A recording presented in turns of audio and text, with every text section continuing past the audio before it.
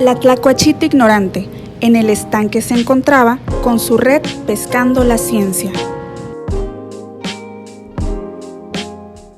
Este espacio de exposición y divulgación científica, que es la tlacuachita ignorante, y bueno, este espacio se ha constituido a lo largo del tiempo, les digo, en un foro de exposición de textos que han sido fundamentales en el desarrollo de las ciencias del comportamiento.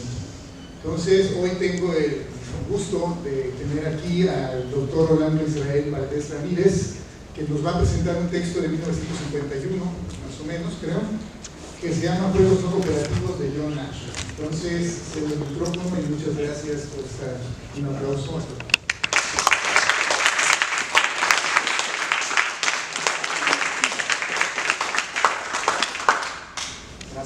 Muchas gracias, doctor Eno, por la invitación.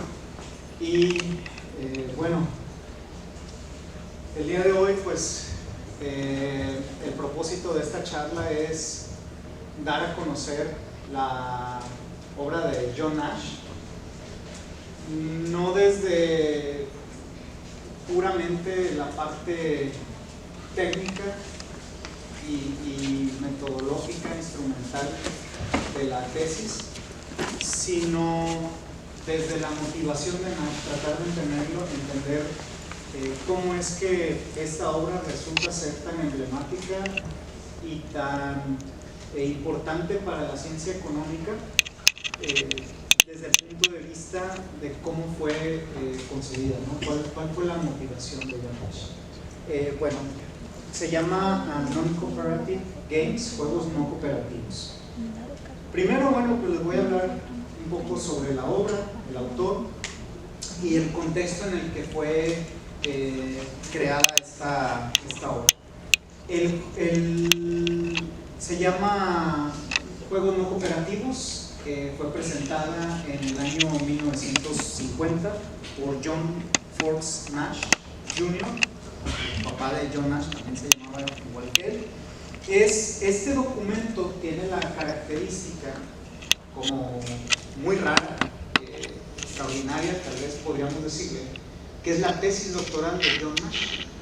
Es muy raro que una tesis doctoral tenga un impacto de este nivel, puesto que normalmente en un doctorado pues apenas comienza la vida de investigador, ¿no?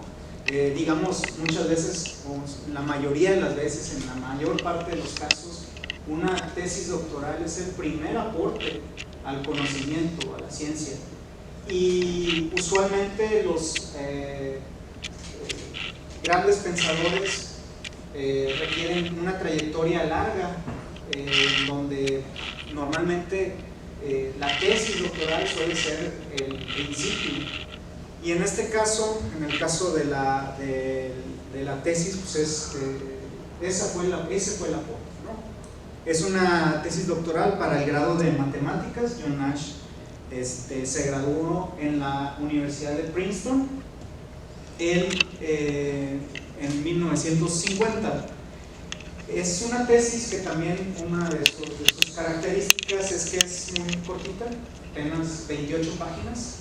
Es toda la tesis doctoral. No es tan raro en el área de las matemáticas, pero pues vaya, otra vez vuelvo a lo mismo, ¿no? Es una obra que en tan poco contenido es sustancial. De hecho, también en las referencias bibliográficas solamente aparecen 2 referencias bibliográficas, es decir, escribe la tesis a partir de un documento que era un libro de von Neumann y Oscar Morgenstern, que fueron los creadores, vamos a llamarle, de la teoría de juegos. De hecho, el libro que escriben John von Neumann y Oscar Morgenstern se llama Teoría de Juegos y Comportamiento Económico, ¿no? Game Theory and Economic Behavior. Y es la única cita que tienen, la otra es una autocita, es un trabajo previo de él, ¿no? Entonces, eso pasa, ¿no? Bueno, ¿en qué contexto disciplinario aparece este documento?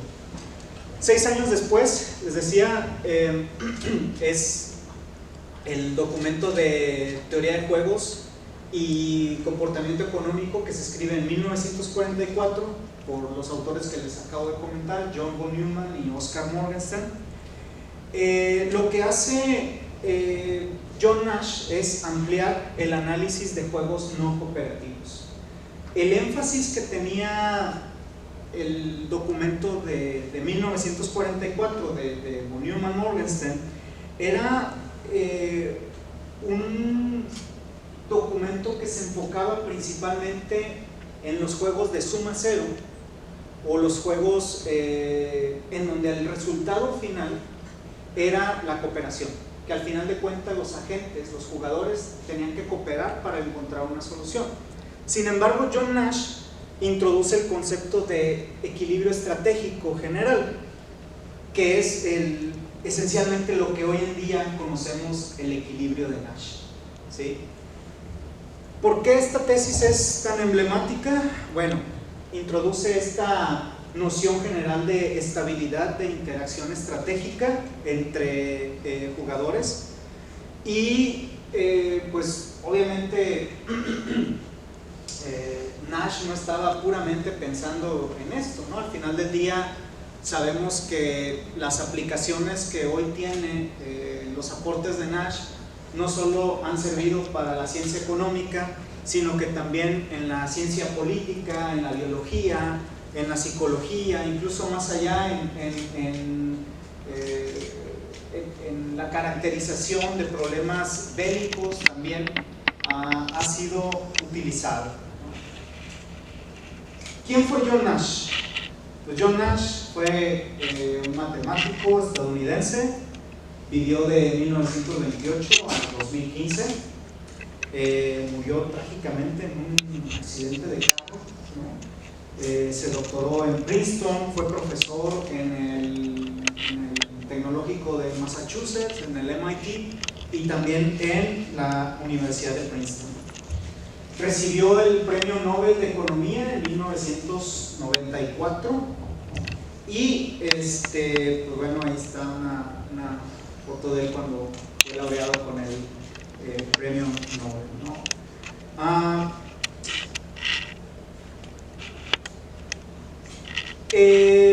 Una de las características que tenía, cómo lo describen sus compañeros, pues era alguien que tenía pues pensamientos bastante originales, era muy independiente para el estudio y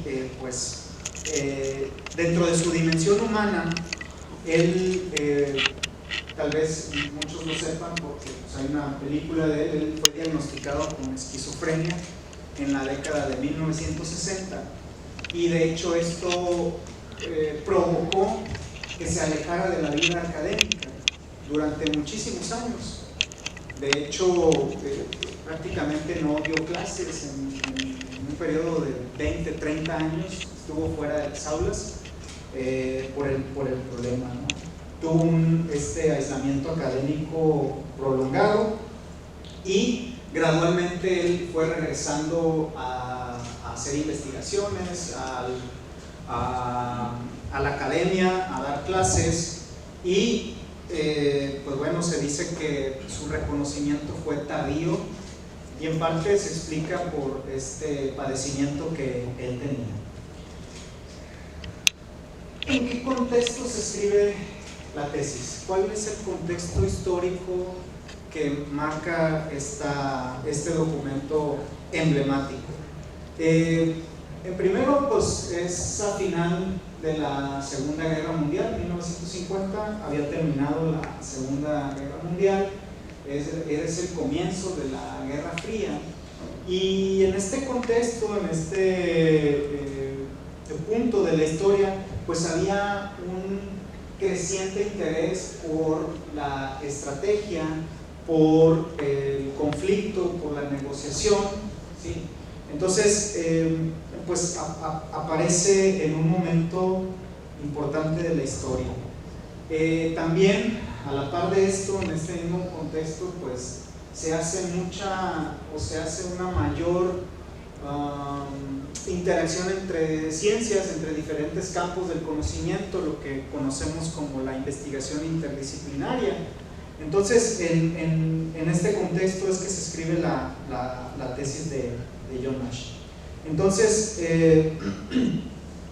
científicamente hablando, la teoría de juegos moderna había surgido ya para este entonces por von Neumann y Oscar Morgenstern, pero carecía justamente de un modelo general para analizar las interacciones sin acuerdos vinculantes entre los agentes, y es ahí en donde entra el equilibrio de Nash.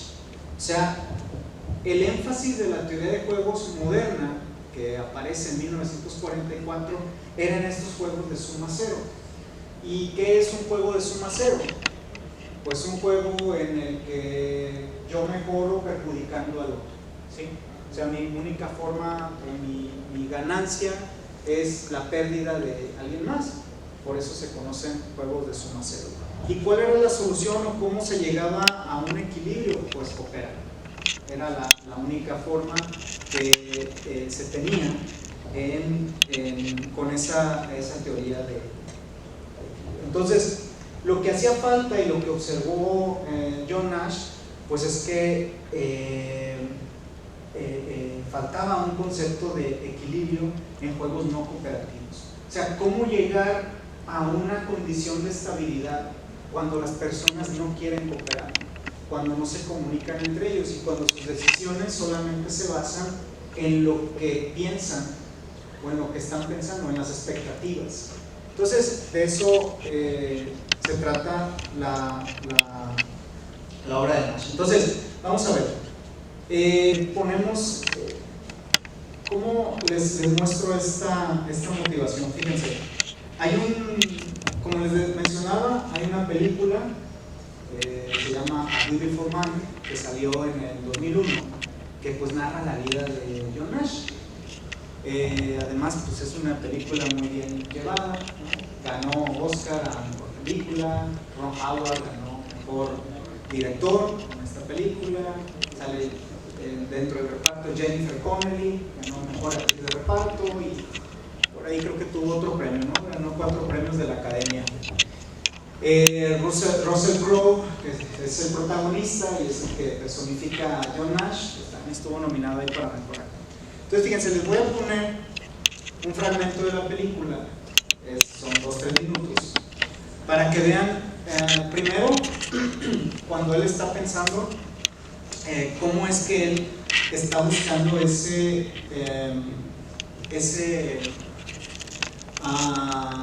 ¿cuál es la pregunta que él se está haciendo? Un segundo.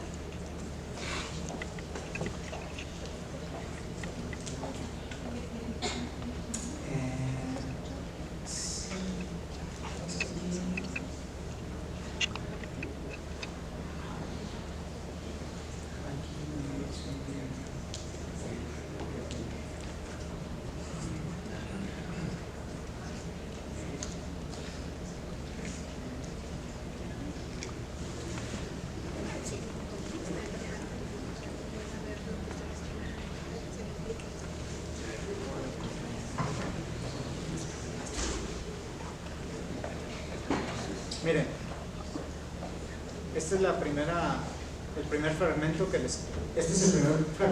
les quiero mostrar.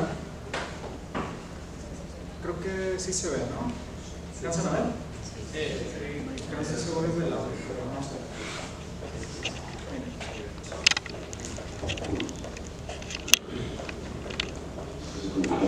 home. This is a cluster of pigeons, with breadcrumbs. You can see it as well. It's just a nice story person.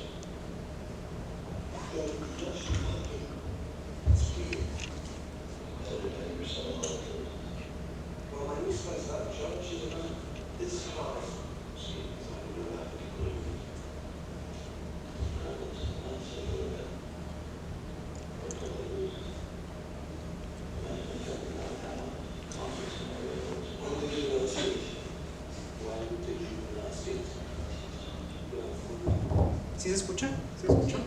Okay. Si notan, él dice si pudiera encontrar un equilibrio que ayudara a que todos ganaran, le podría resolver conflictos. Ahora, va la siguiente parte, la escena tal vez más famosa, que es una escena en un bar.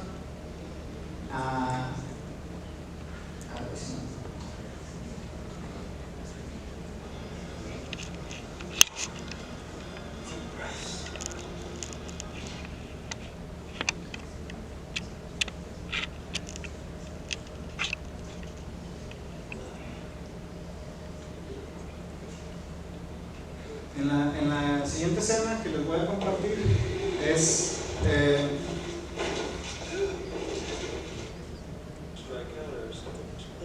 está John Nash en un bar y llegan unas muchachas y él y sus amigos quieren cortejar a una en particular, que es la que con la que todos quieren.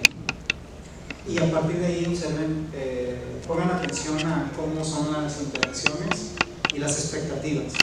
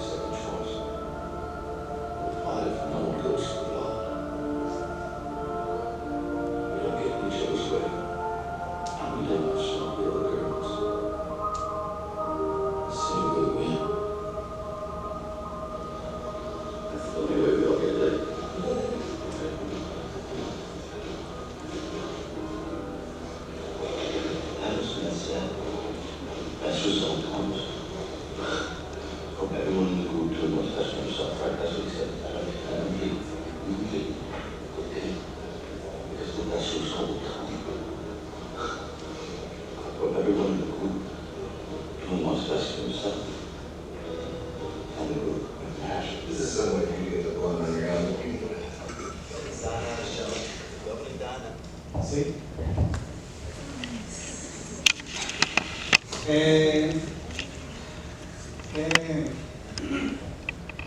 ¿Qué observaron? O sea, ¿cuáles eran las expectativas?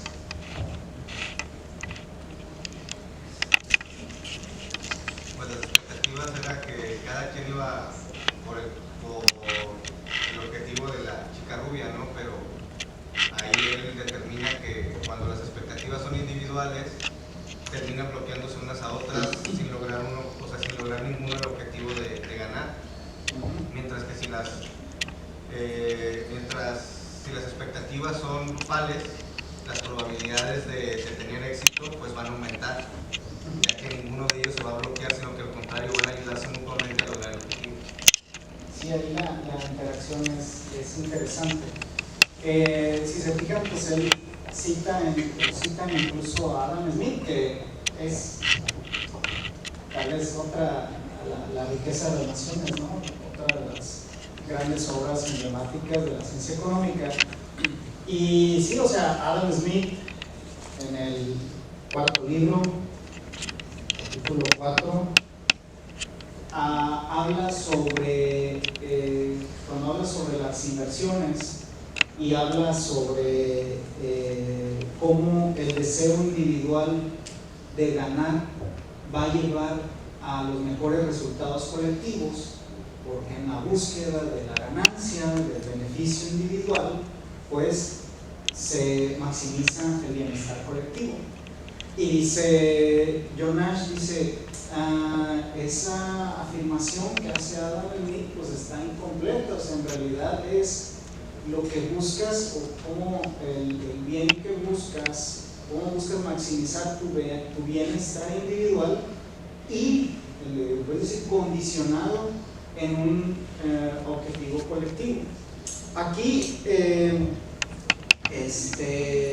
tiene mucho que ver las interacciones y la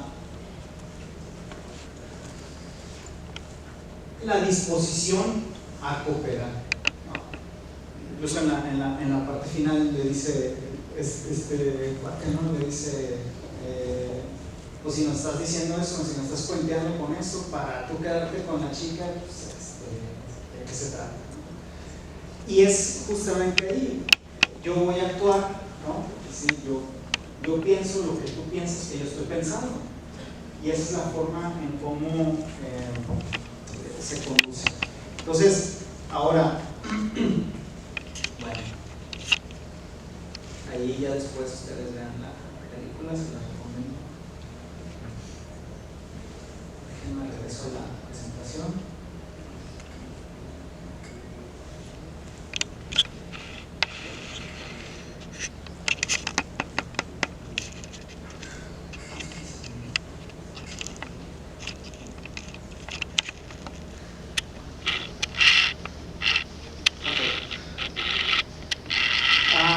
Entonces, la decisión óptima de cada individuo depende del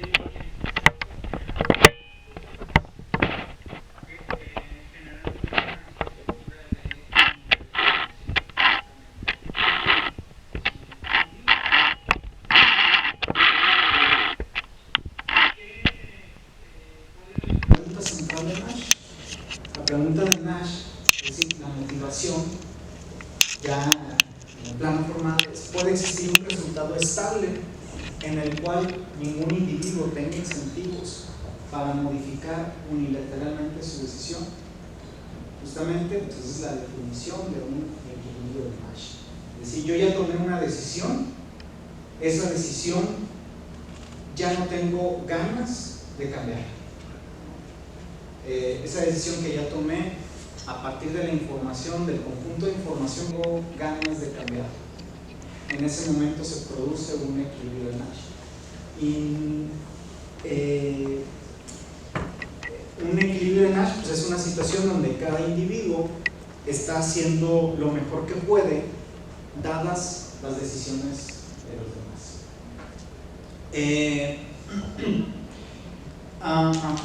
Bueno. Vamos a ver un ejemplo, ¿no? Un juego estratégico describe una situación con jugadores, los tres elementos que debe tener todo juego, ¿no? Jugadores, estrategias y pagos. ¿Sí? Jugadores pues, pueden ser personas, pueden ser empresas, pueden pueden ser países, equipos de fútbol, etc. Estrategias pues son las acciones que toman las personas, las empresas, etc. Y los pagos pues es lo que van a obtener al final del juego. Pueden ser pagos monetarios o pagos no monetarios, bienestar, satisfacción, prestigio, no necesariamente algo estrictamente monetario.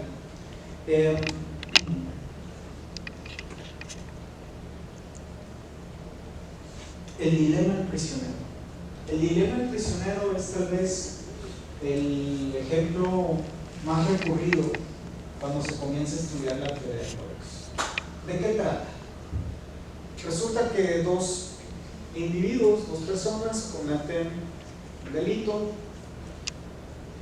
A falta de evidencia, los capturan, pero no hay evidencia física. Eso quiere decir que solo dependen de la confesión de ellos. Entonces, al llegar a la estación de policía, los separan, los ponen en dos, los aíslan, los ponen en dos salones diferentes. El fiscal les dice: si confiesas y delatas a tu compañero, te voy a reducir la sentencia 3 años y al otro lo mando 4 años a la cárcel. Obviamente les da el mismo conjunto de información a los dos. Pero si no confiesas y él confiesa, tú te vas 4 años y a él le van a dar esos 3 años de libertad. Obviamente, si ninguno de los dos confiesa, es decir, si ninguno de los dos se delata, pues se van, ¿no? Salen libres. Pero si los dos confiesan, ¿no? Es decir, si los dos se delatan mutuamente, pues se van también 3 años a la cárcel. ¿Cuál creen que sea el resultado de ese juego? ¿Qué creen que pasa? Y el resultado está comprobado empíricamente. El 99% de las ocasiones en la vida real pasa. ¿Qué creen que sucede? ¿Confiesan o no confiesan? Siempre se delatan. Siempre se delatan, siempre confiesan. Y justamente es porque no cooperan. Y es una de las grandes enseñanzas que nos dan, o que nos da el equilibrio de Nash. Porque cuando no cooperan, al momento de que ellos no cooperan, obtienen un resultado subóptimo. Es decir, lo que más le conviene a ambos es guardar silencio, porque se van prácticamente, salen de inmediato. Pero como cada uno está pensando que el otro lo va a delatar, terminan confesando que hizo el crimen. Entonces al final los dos terminan confesando sí o sí, y eso los manda a los dos a la cárcel 3 años. Por lo tanto, una de las características, a diferencia de lo que decía Adam Smith y toda la teoría tradicional de la economía, es que el equilibrio siempre representa un resultado óptimo para la sociedad, per se para el individuo. Pero Nash lo que dice es no necesariamente, o sea, podemos llegar a tener equilibrios, porque al final de cuentas ese es un equilibrio y es estable. ¿Por qué? Porque ninguno de los dos prisioneros está dispuesto a cambiar su decisión, y ninguno de los dos puede mejorar si el otro no mejora, si el otro no cambia su decisión. O sea, no tienen forma de unilateralmente mejorar su situación al cambiar la decisión. Entonces eso, y no obtienen el mejor resultado. Por eso decimos que es subóptimo, porque podrían quedar libres en ese momento, sin embargo van presos. Y esa es otra de las propiedades que tiene el aporte de Nash, que podemos estar en un subóptimo o en un resultado que no es el mejor colectivamente hablando, pero al final de cuentas es estable, ¿no? no deja de ser un equilibrio estable. También contradice obviamente el principio de... Entonces, la cooperación social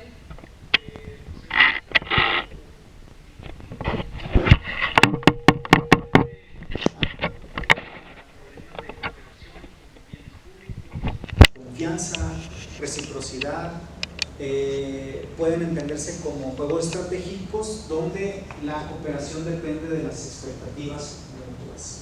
Es decir, la forma en cómo nos conducimos nosotros todos los días, pues depende justamente de eso, ¿no? Observen todas las decisiones que tomamos y están basadas justamente en esa interdependencia, ¿no? La forma en cómo nos conducimos. Es decir, si yo les pregunto ahorita, ¿quién sabe barrer la banqueta de su casa? ¿Quién lo hace? Y si les pregunto por qué lo hacen o por qué no lo hacen, definitivamente alguno va a estar motivado justamente por un tema muy relacionado con esto. ¿Por qué? Los que no lo hacen, ¿por qué no lo hacen? ¿Por qué no salen a barrer la banqueta de su casa? Se lo olvido. ¿Para qué? ¿Para qué? ¿Para qué? Si va a pasar alguien y va a arrojar basura o los de frente no la barren y la basura con el viento se viene para la banqueta. No. Es decir, No tengo banqueta. no tengo banqueta, no está pavimentada la calle.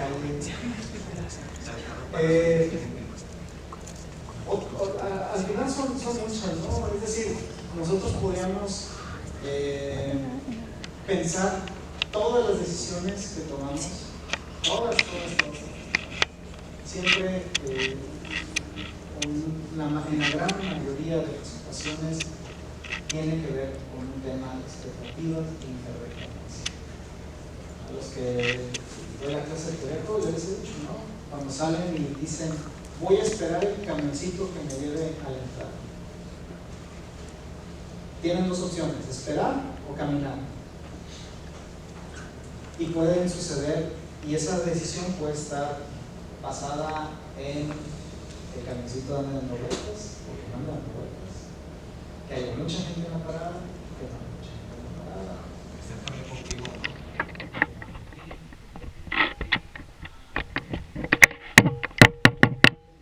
Usa y la coordinación, ¿no? Les pongo una imagen.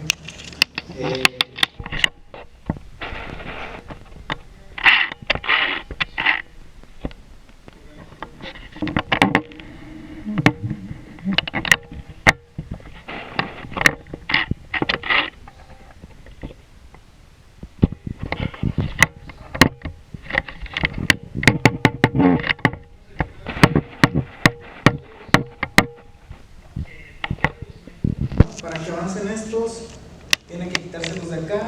Para que avancen los de acá, tienen que quitárselos de acá. Y para que avancen los de acá, tienen que quitarse estos. Es decir, hay un impasse, ¿no? Pero ¿cómo llegaron ahí? Esa es la pregunta. O sea, a veces hay una frase que dice, mi padre dice, a veces el sentido común es el menos común de los sentidos. Y pareciera que por sentido común pues no actúa, o sea, no actúa la mayoría de la población. Si así fuera, pues creo que tendríamos otro tipo de interacciones a nivel colectivo. Y sí, pues tenemos estas expectativas compartibles, ¿no? La interacción estratégica también aparece en los mercados, en la política, en los procesos evolutivos, ampliando el alcance del concepto de equilibrio.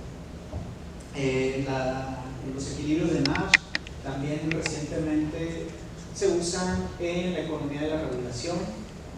Es uno de los principales, una de las principales aplicaciones en la teoría de la organización industrial, cómo el gobierno regula a los monopolios, los mercados, esencialmente pues utiliza instrumental de este tipo, en la teoría de contratos también, y bueno, en la política, en el deporte, etc.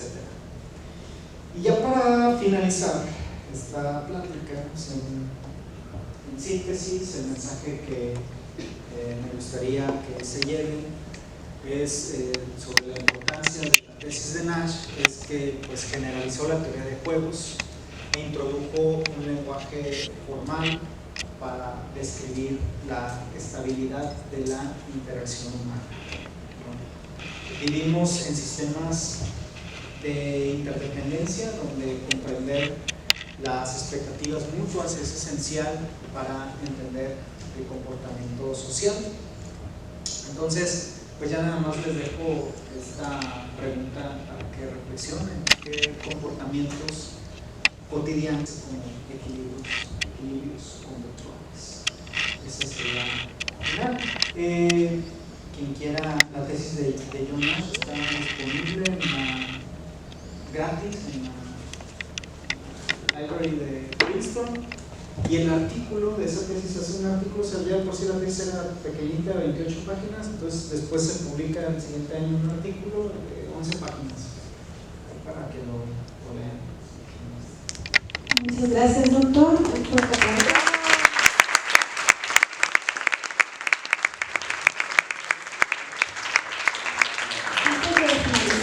Hacer un espacio de preguntas de reflexión que le quieran compartir al doctor Rolando, de acuerdo a la lectura, alguna duda o alguna reflexión que hayan llegado con esta participación. ¿Pueden levantar la mano, por favor?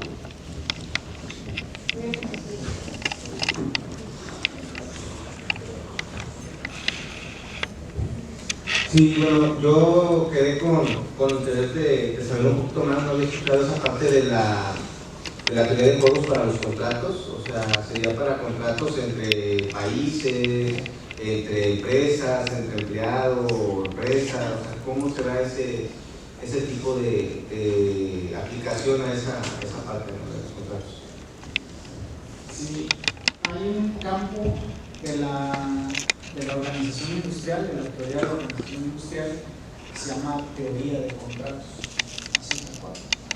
Y vaya, es la formalización de pues cómo se estructuran contratos de manera general, no necesariamente, principalmente es para contratos entre empresas, entre particulares, o esa es la motivación con la que surge esa teoría, pero tiene múltiples aplicaciones, ¿no? O sea, teoría de contratos, entiéndase convenios,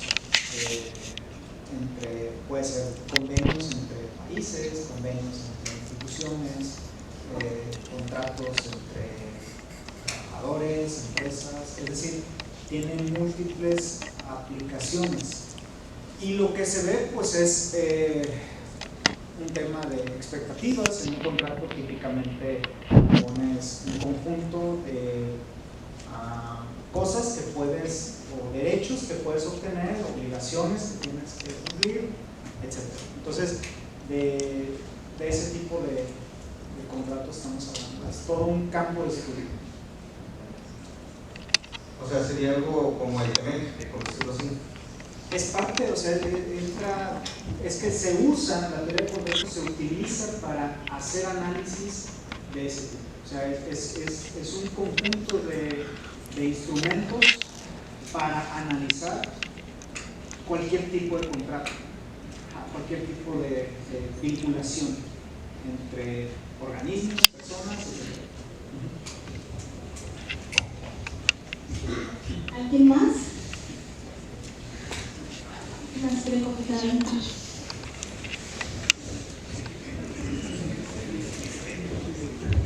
Hola, buenos días. No, a mí me llamó mucho la atención esto, con respecto principalmente de esta película, porque ¿qué sucede? Nash propone que cada quien en su grupo tenga un rol, porque al inicio todos quieren el mismo recurso, que sería esta chica rubia.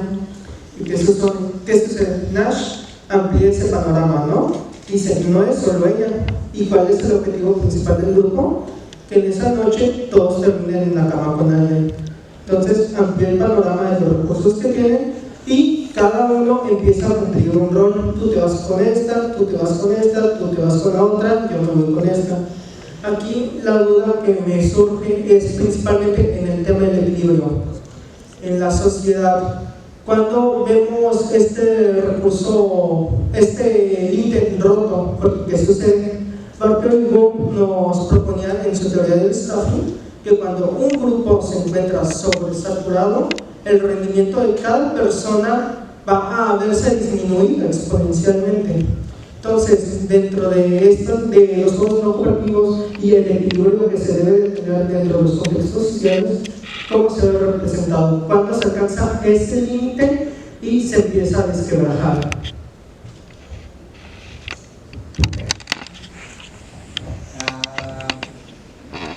Lo que pasa es que le llamas recurso al objetivo a conseguir. Ok. ¿Eres de psicología?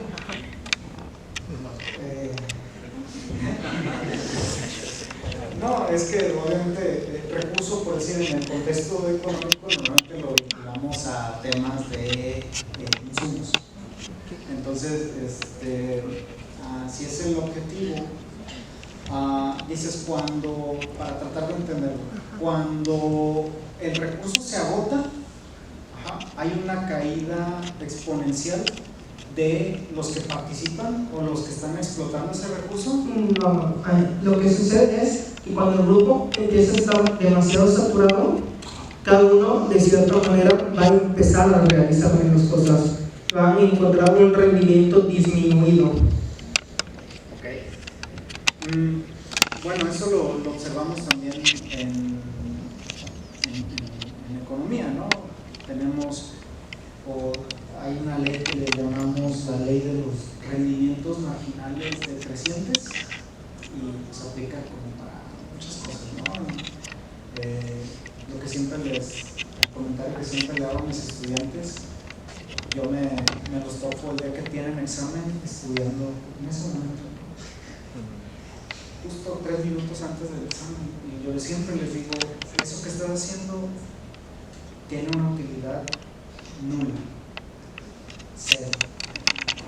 Es más, te va a perjudicar más de lo que te va a beneficiar. No sé si es porque esté saturado, a lo mejor está nervioso porque no estudió y cree que en 5 minutos va a aprender lo que no pudo aprender en 4 semanas, tal vez. Pero a lo que voy es que si tú comienzas a estudias,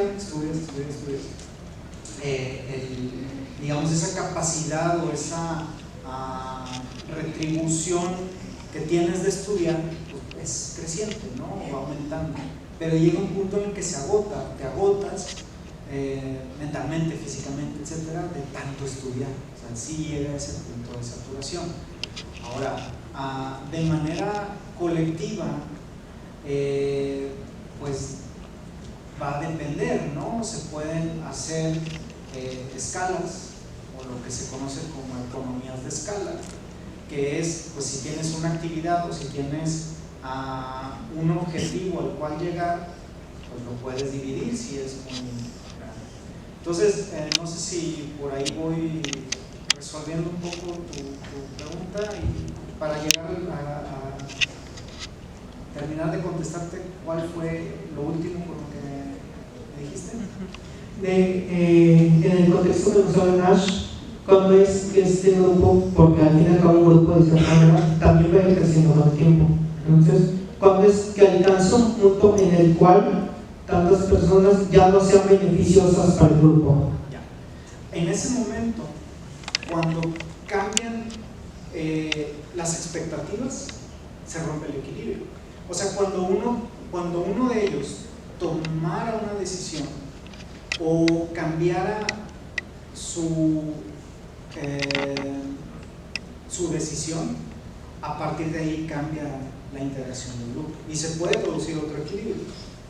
La teoría nos enseña que al final se transita hacia otro equilibrio. Puede ser estable, puede ser no estable. pero es como el juego este de piedra, papel o tijeras, ¿no? Tú siempre esperas hasta el último momento para ver qué va a sacar el otro, para tú, pues no, si va a sacar papel, pues tratas de ponerle las tijeras, ¿no? Si ves que viene así como que con la mano empuñada, va a sacar piedra y le pones el papel. Bueno, ese tipo de expectativas, ese tipo de observaciones, cuando tú sabes que el otro va a cambiar, o que va a tomar una decisión distinta, entonces tú la cambias. Ahí no hay ningún equilibrio. ¿En qué momento se llega? Pues en el momento en que otra vez ya no hay ningún incentivo de cambiar de decisión. Entonces, si alguien del grupo se sale o mueve su decisión, se rompe el equilibrio y esperaríamos que se produzca uno más. ¿Sí?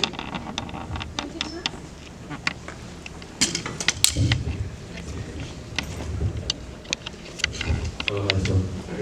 Una pregunta sería, ¿cómo nos podría regalar algún ejemplo de cómo se aplica el equilibrio en la economía real? Nos da por ejemplo, pero en la economía real, ¿cómo se podría aplicar? Sí, a ver, déjame.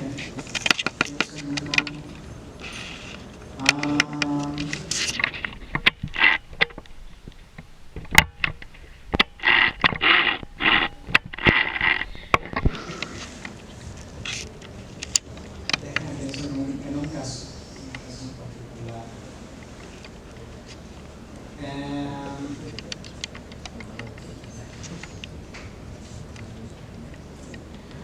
¿Conoces a la OPEP? No. La OPEP es la Organización de Productores de Petróleo. Ellos son diferentes países liderados por los árabes y controlan el 80-85% de todo lo que se produce de petróleo en el mundo. Se reúnen periódicamente y usualmente es para acordar qué va a pasar o qué se va a hacer con la producción de petróleo. Entonces se juntan y ¿qué es lo que ellos determinan? Pues esencialmente acuerdan aumentar la cantidad, reducir la cantidad. ¿Por qué? Normalmente si el precio del petróleo es bajo, ¿qué esperarías que hicieran para aumentar el precio? Antes barato y lo escaso es caro. Si el precio es bajo, ¿qué esperarías que hicieran? ¿No? Entonces ellos dicen, oye, el precio es muy bajo, quiero aumentar los ingresos a partir de aumentar el precio al barril de petróleo. Entonces, oye, a ver, Arabia, Dubái, todos estamos produciendo N cantidad de barriles diarios, vamos a producir N-1, hablando en general, barriles para generar escasez y entonces que el precio suba. Cuando ese acuerdo se produce y se toma la decisión, ahí en ese momento se produce un equilibrio de mercado. Claro, están cooperando, ¿no? Se están modificando, pero hay veces en las que no hay acuerdo. ¿Por qué? Pues porque a lo mejor Estados Unidos dice, no, a mí no me conviene ahorita en este momento, etcétera, etcétera, y yo no quiero restringir mi cantidad, etcétera. Ahí, eso es un caso, no es una... Muchas gracias. ¿Alguien más? ¿Qué tal, doctor? Gracias por su charla, muy interesante. Mencionas varios conceptos que son compartidos, ¿no? Como dijiste al principio y también lo remataste por ahí en la parte de tu presentación, son transdisciplinares. Y en este caso, ¿no? Esto de la dinámica reguladora, el equilibrio regulador, expectativas, interdependencia, coordinación, interacción. Yo creo que son conceptos que muy bien se investigan en la psicología y por supuesto en la economía. Aunque hay, tanto en la película como en el fragmento que muestras, hay alguien, digamos, que toma el liderazgo para proponer en medio de las expectativas qué ruta, ¿no? O qué decisiones se deben de tomar. Desde la economía, qué papel juegan los liderazgos, digamos, a nivel internacional. El ejemplo que acabas de poner me parece clarificador. Es decir, se están tomando las decisiones a partir de un liderazgo y ese liderazgo está supeditado o lleva la batuta en función de los recursos disponibles, o en el caso del TME, por estos juegos geopolíticos estratégicos. Pues parece que toma las decisiones en función de las expectativas entre Canadá y México y Estados Unidos, pues es Estados Unidos, hasta cierto punto, ¿no? Entonces, la pregunta es, por un lado, en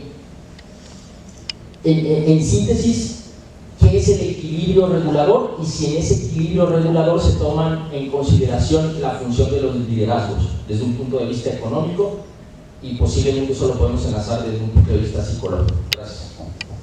Sí, mira, una de las características del equilibrio de Nash, de hecho tiene el nombre de equilibrio de Nash, o el juego como se describe en la película, digamos, son estrategias puras, en donde la información que tienen los jugadores se les da de manera simultánea, no hay comunicación entre ellos y toman una decisión simplemente basándose en las expectativas. Lo que mencionas es una extensión que se ha producido dentro de la teoría de juegos, de los juegos dinámicos, ¿sí? Normalmente hay un conjunto de instrumentos que analizan este fenómeno en donde hay un líder, de hecho es líder seguidor. Usualmente se utiliza para hacer estudios de empresas que tienen un liderazgo, por decir, en los refrescos, pues Coca-Cola, ¿no? Coca-Cola es la líder y el resto de productores son los seguidores. Normalmente siempre esperan a que el líder mueva, ¿no? Y en función del movimiento que haga el líder, mueven mucho más. Lo mismo pasa en las aerolíneas. No sé, aquí Aeroméxico puede ser la líder. Si Aeroméxico pone en oferta vuelo México-Cancún, es muy posible que al día siguiente Volaris, Viva y otras saquen una promoción muy parecida o algo relacionado para responder a la estrategia que está jugando Aeroméxico. Entonces, en términos de los fenómenos geopolíticos, definitivamente existe también, o es mucho más apropiado este análisis líder-seguidor, porque pues, sabemos, ¿no?, que hay los países no tienen un peso homogéneo dentro del contexto internacional. Es decir, ya sea por un tema de producción, de que producen, que abastecen de tales insumos o que cuentan con determinados recursos, llevan o tienen un rol distinto dentro de la geopolítica. Entonces, usualmente esperan a que sean los primeros que muevan y en función de eso lo siguen los demás. Pues, ¿quiénes los van a seguir? Pues quienes sean afines, ya sea económicamente estén vinculados o ideológicamente también estén relacionados, pero me parece más apropiado este esquema. Y ahora, el equilibrio se produce también a la luz de los pagos que se generan de eso. Es decir, México ha estado muchas veces en esa disyuntiva de seguir a China o seguir a Estados Unidos, y definitivamente se evalúan considerablemente los pagos, ¿no?, en el aspecto de, pues, es difícil quedar mal con Estados Unidos, ¿no? Pero tampoco es tan conveniente quedar mal con China. Y en ese sentido, pues se hace esta evaluación y se toma una decisión. Por lo tanto, se termina produciendo un equilibrio.